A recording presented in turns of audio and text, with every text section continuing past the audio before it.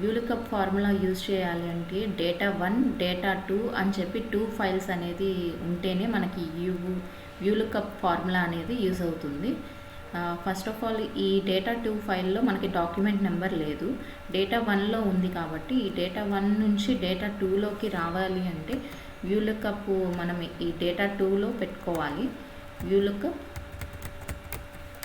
Open bracket ఈ name select చేసుకోవాలి.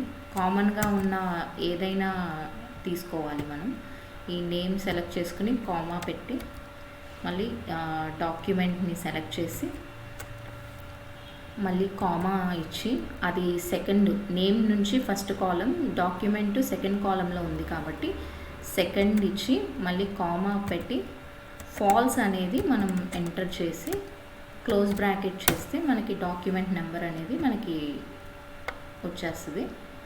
ఇలా మనం వ్యూలుకప్ ఫార్ములా అనేది ఒక ఫైల్ నుంచి ఒక ఫైల్కి తీసుకోవచ్చు.